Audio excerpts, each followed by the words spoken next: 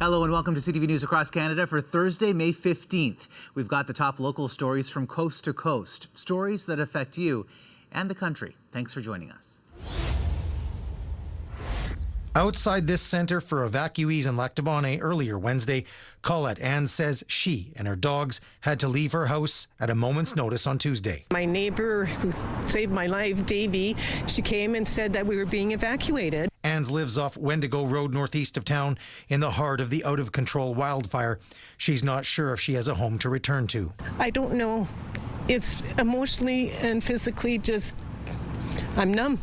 I'm numb. She is one of nearly 1,000 people who have been displaced by the fire. Well, yesterday was a difficult, dark day for certainly our region. RM of Lac du Bonnet, Reeve-Lorne Schinkel, says the wildfire spread quickly, damaging a number of dwellings. I was advised this morning that it's 8,400 acres that were impacted in a matter of hours, with the property damage alone being significant. Crews in water bombers and helicopters are battling the blaze, as well as many on the ground. Our predominant concern is a fire on the eastern side of the province near Lac du Bonnet. This fire was started yesterday, had a lot of response on the fire, and is still considered out of control. Evacuees are staying at hotels, campers, and many living in town have taken people in. Madison Sanger and Travis Lazotte were at work when they got the word to leave. We decided to rip out to the property and just get our stuff out of there. They also stopped to get their neighbor out, who was blind. I stuck him up in a hotel, and now that I'm trying to sort out what to do or where to go for him and stuff like that. The fire spared the local golf course, but just barely. Another 200-300 feet north, it would have burned the whole place. Jeff Keel, CTV News, Lac du Bonnet. An upsetting scene just outside the Train Yards Shopping Centre Wednesday morning. You can barely see the wheelchair from here, but now I see the wheelchair. I mean, my God. It's scary. It's sad. Police tape surrounding the area where a woman in her 60s who uses a wheelchair was struck and killed by a vehicle. When the officer arrived on scene, the subject in the wheelchair was pronounced deceased at the scene, and our collision investigations unit is actually engaged and will be investigating. Police say the vehicle involved was a white van. The driver, a man in his 20s, was not injured. It's not a wide enough road. Some residents in the area say this is a busy road and can be dangerous at times. There's way too much truck traffic and buses and all kinds of stuff. So it's very sad to see something like that happen. This is the second fatal collision involving a pedestrian in less than 24 hours. On Tuesday, a man was killed, a woman critically injured after they were struck by a vehicle on Innes Road. I live in Orleans, so I live blocks away where it happened yesterday. It's sad. The collisions raising concerns about road safety. As a collective, when we see circumstances like these where folks are involved in fatal collisions, it should be an eye-opener. We should be more aware and more concerned of what we're doing behind the wheel and how we can contribute to making Canadian roads safer. Police are asking anyone who witnessed Wednesday morning's crash to contact investigators. It's not clear if any charges have been laid. Dave Charbonneau, CTV News. It's a small ask, I think, to bring justice to what happened to my brother. November 9th, 2002. That's the last time anyone saw 30-year-old David McDermott. A lot of our childhood was remembering our mom in the garage on phone calls trying to find out what happened to Dave. I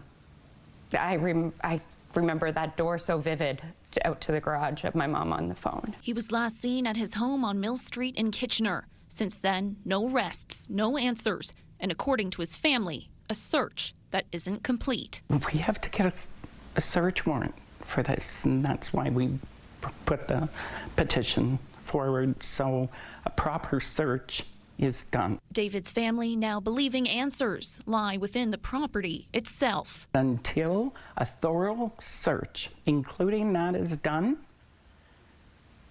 it's gonna haunt me. The family says that area remains inaccessible due to the current homeowner's refusal to grant permission for a search. They want Waterloo Regional Police to obtain a search warrant and use ground-penetrating radar, a tool that could detect buried evidence. There are over 3,000 signatures on this petition now. That shows that this isn't just a family issue. This isn't just a local issue. This is a community issue. Police say a search did take place in and around the area after David was reported missing, but launching another one today would be a lengthy process. Some of it comes down to consent of the owner.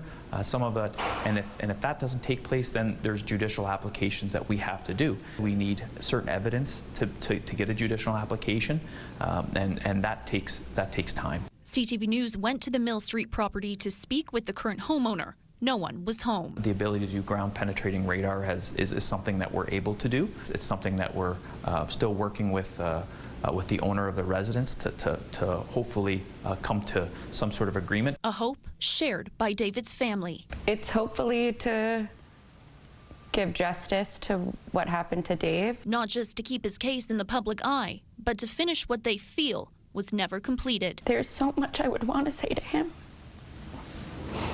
But the one thing I will say is we won't give up, and we're not going to.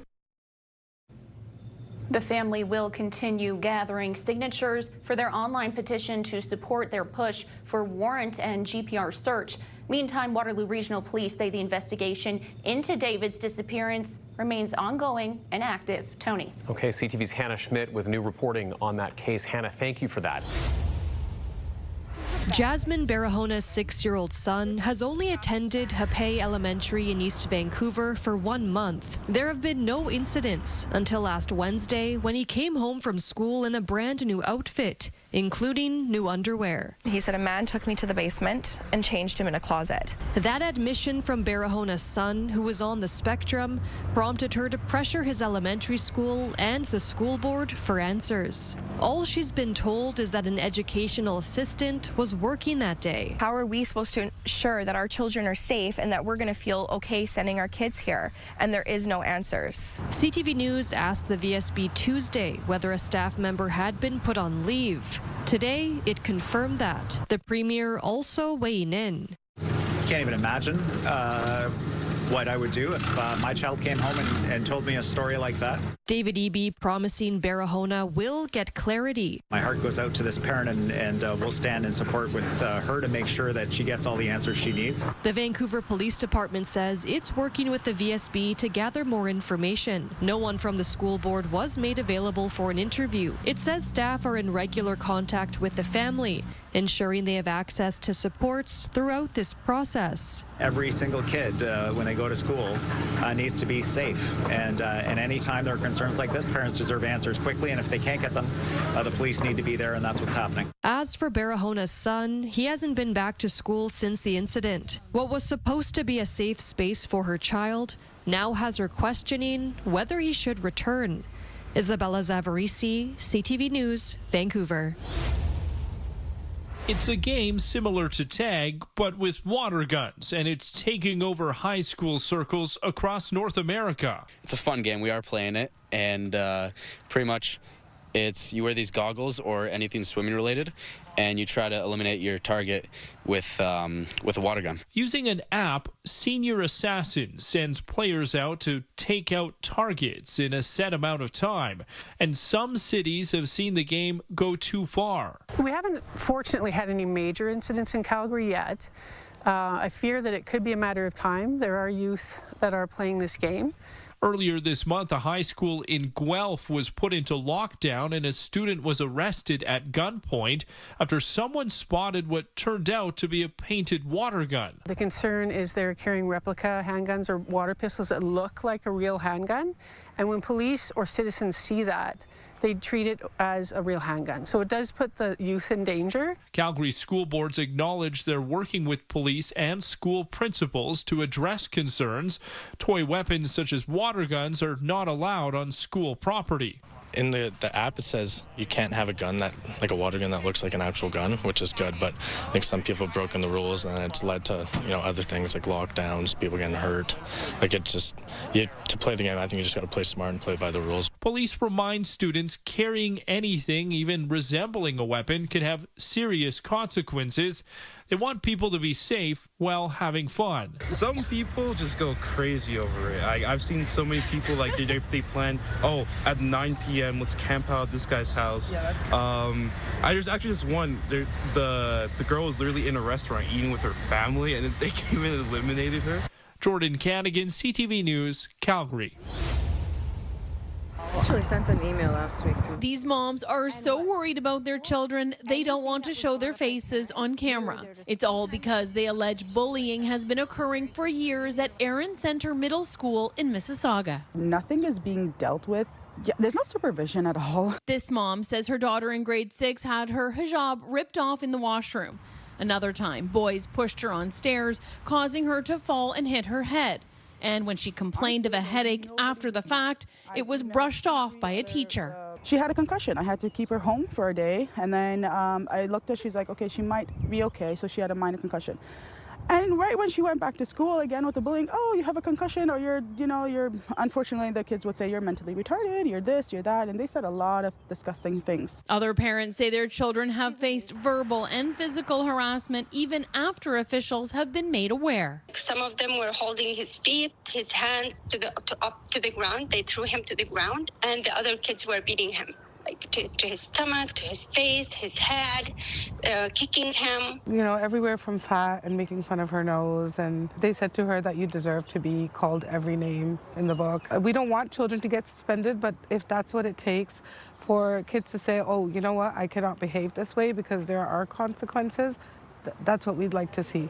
This spring, 65 parents signed a letter to the Peel District School Board writing, "The frequent staff turnover and the escalating incidents involving students have created an environment of instability and distress for both students and parents, and that the school has fallen into chaos." After the letter in March, parents say they met in person with a senior member of the school board at the beginning of April. But so far, most of the problems remain unresolved. In a statement, the board says any incidents brought forward are reviewed thoroughly and in accordance with board policies, adding, "We recognize the importance of trust in our schools and understand that families may feel concerned when challenges arise. Ensuring the safety and dignity of students remains our top priority, and we will continue to work with school leaders, families, and communities to address concerns in a timely and appropriate manner." They're very disappointed. Maureen Kahn has a child at the school and has been supporting struggling families. She says many children are now missing classes because of the school environment. We send our kids to school to feel safe, to feel happy, and to learn, and that's not happening here. So I want the board, the administration office to be held accountable. The board tells CTV video surveillance cameras were installed about a month ago in the hopes of making Aaron Center Middle School a safer place for all. Beth McDonnell, CTV News. If you want a simple answer on will I support building a pipeline? Yes. A commitment Canada's energy sector is watching skeptically. Not very optimistic because the devil's always in the details. I'm a bit of a skeptic and just over the history of Liberal governments saying things that they don't deliver on. A pipeline promise Alberta's energy minister wants fulfilled. We need more pipelines. We need more opportunities. We need to be less U.S. dependent. Brian Jean wants to see Northern Gateway greenlit immediately. That would take oil from Alberta to Kitimat, BC. The former federal environment minister questions if new projects are needed, suggesting the Trans Mountain pipeline is not fully utilized. Only used right now about 40% capacity. So I think before we start talking about building an entire new pipeline, maybe we should maximize the use of existing infrastructure. He should not be talking about things that he knows nothing about. He's just not stating facts. This energy expert says TMX is operating at 80%, with full capacity expected to be reached within a year. We won't get any pipeline built. Even in a best case scenario, probably in under 5 years, we're going to be short pipeline capacity. Richard Masson is encouraged by Carney's comments, but questions how the country reaches consensus. If we're sniping at each other, we're not going to attract the investment to grow our production and the jobs and economic benefits of that. Jobs energy advocates say only come from action. What we're looking for is action and not rhetoric. So let's get to work. Industry's ready to work. Pipelines are expected to be on the Premier's agenda when she meets with the PM June 2nd. Shailan Skolsky, CTV News, Edmonton. It seems almost every week, Montreal police are responding to a business being firebombed. Peter Sergakis says bar and restaurant owners are fearful and they're being extorted by organized crime. People are calling me, even customers, employees, They're afraid that somebody's going to start shooting the establishment. He admits extortion is not anything new, but it's reached a new level. Sergakis says a business owner was even attacked at home, and bars are targeted with clients inside. They're telling them that we're going to protect you. They're going to protect you what? Protecting for what? It's not true. Sergakis wrote a letter to the Premier, Quebec's public security minister, and Montreal's police chief, calling on them to crack down on organized crime and put an end to a string of extortion attempts. In a statement, Quebec's public security minister, François Bonnardel, says, "We have received Mr. Sergakis' letter. We understand the concerns of bar owners. The minister also made similar observations. We will respond to his letter shortly." Montreal police tells CTV News they are willing to meet with Sergakis to discuss the situation, and the SPVM reiterates the importance for business owners to file a police report if they are victims of threats. It's bigger than what people hear about. There's gangs all over the city. There are new gangs. Former Montreal police detective Pietro Paletti says police have to act fast. Mark my words. If the police can't solve the problem, merchants and bar owners, you name it, they'll go knock on other people's doors, and it's going to be organized crime, or the bikers help us out. Bar owner Charles Landry says while police do patrol his establishments, he does hope more resources will be added to improve security. When it comes to security and gangs in Montreal, it's very hard to be heard. Sergakis says the situation has gone too far, so he won't stop speaking out unless things improve. Matt Grillo, CTV News. Kelly's Mountain along the Trans-Canada Highway is postcard pretty, but if you cast your gaze down from the scenic views, you'll see what looks more like a city dump. There's really no excuse for there to be trash dumped on Kelly's Mountain. No excuse whatsoever. People have been dumping their trash off the two main look-off sites for years. More recently, no littering signs were put up, but the garbage continues to pile up down below. Victoria County Councillor Tim Donovan says while it's a shame, it's not an easy problem to solve. The fines for violating the law could be made stiffer, but even then, the only way to impose those fines is if you catch somebody in the act. It's an eyesore, to be quite frank, and a dangerous eyesore at that. The head of a wildlife association not too far away points out that if anyone wants to clean up the mess, they have to make their way down a steep embankment. Over the weekend, though, that didn't stop this man from finding his own way to haul plenty of trash up the slope to be properly disposed of. Jeff McNeil figures the reality is some people have made dumping here a habit that they don't really think twice about. And a lot of them just say the heck with it and dump. It's a hard method to break, even with education, and we've learned that. Councillor Donovan says another reason there's no need for this is because both Victoria County and the CBRM offer weekly garbage pickup and heavy garbage collection annually. If all else fails, he's appealing to Cape Bretoners' pride in the place they call home. You know, we live in a beautiful area of the world, and it's something we should all be proud of. And in saying that, being proud of it, we absolutely should not deface what we have. And it's a part of the world that's about to welcome a lot more people to picturesque places like this one, with peak tourist season just around the corner. Ryan McDonald, CTV News on Kelly's Mountain. Aaliyah Lush and her mother visited the Northgate Animal Hospital in April because their cat was sneezing and having trouble breathing. After an examination by Dr. Davender Bath, they were given medications for the cat. We thought that everything was okay, and then all of a sudden she started to get worse rather than better. After seeking a second opinion from another veterinarian, it was determined the cat had a fever. The pet was given fluids, steroids, and antibiotics. Within 24 hours, Lush's cat began to recover. I don't think it would have ended so well if we didn't decide to get that second opinion, because the fever alone could have done really bad damage. In 2022, Jennifer Buchanan brought her injured dog to the Northgate Animal Hospital. She says Dr. Bath told her the dog would need surgery, which she declined. Buchanan also sought a second opinion. In the end, the dog did not need to undergo surgery. The experience led her to creating a Facebook page dedicated to revoking Dr. Bath's veterinary license. She encourages pet owners to file a complaint to the Saskatchewan Veterinarian Medical Association if a vet makes a serious mistake. That is the only only way that anything is going to be done. The more complaints that they have, the more factual basis we have to go on. That's what Riley Leeper did in May of 2020. I ended up making a claim with the Saskatchewan Veterinary Medical Association in regards to his mistreatment of my cat. In that case, the discipline committee found 4 breaches, including failing to provide veterinary care that is appropriate and adequate. As part of his proposed penalty, the vet received a letter of reprimand and was fined nearly $20,000. Danish Shaw is the legal representative for Dr. Bath. He says there are allegations against his client which have not gone through the proper channels. I'm a huge fan and supporter of everyone having the ability to complain in the appropriate forum, but also the person who the complaint is then made against having the ability to respond in that forum, and then there's a process that's followed. Shaw encourages anyone with concerns to use the proper methods and contact the SVMA. Mick Favel, CTV News, Regina.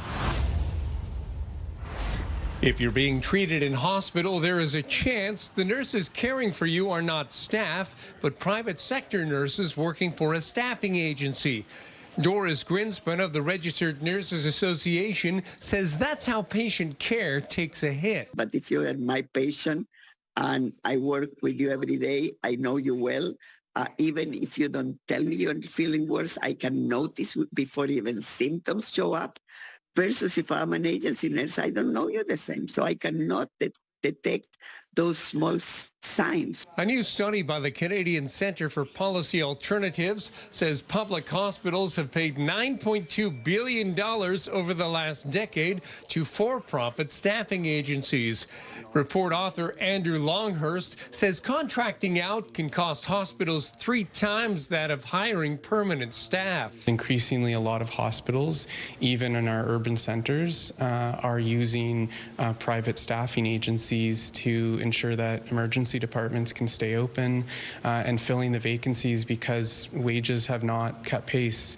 Longhurst says in the Southwest region, which includes London, in the fiscal year 2022-23, public hospitals spent $52 million on for-profit staffing agencies for contracted labor. A statement to CTV News from the Ministry of Health says the total hours worked by agency staff in hospitals remains under 2% of total hours worked in hospitals, and over 97% of nursing graduates enter the public workforce. The report calls for an immediate $2 billion increase in hospital-based funding, but in the longer term, it says private staffing agencies should be phased out and banned within 3 years. This is something that Quebec is planning to do by next year. They will have legislated them out of business.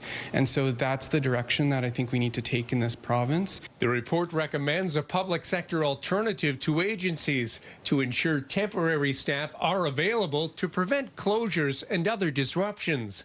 Brian Bicknell, CTV News. If there's stuff going on down there, I'll go down there. Many residents are visiting the downtown core, but others still avoid it. We love the market. Okay, but outside of that? No, I won't go myself for sure. And even at nighttime, I don't feel safe down there, even with him.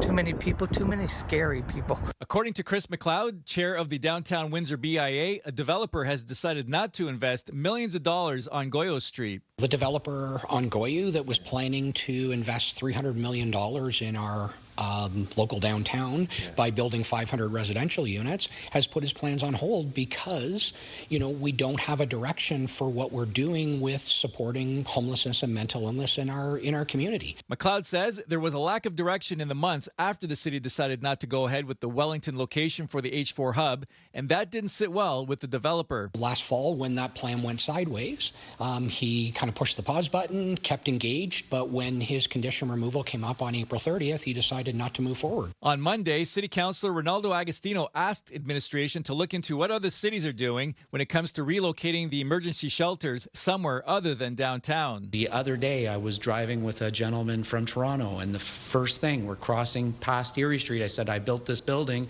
and we see a big homeless population. Peter Valente of Valente Development supports the downtown mission, but feels the image has to change. He says a strategic spot should be chosen to best help people. When asked, Valente said he would invest in downtown again. You know, we'd like to see more positive momentum with other projects. McLeod says there are major projects that could be catalysts to creating urban density and push downtown in the right direction. You know, there are developers that still have projects in the works.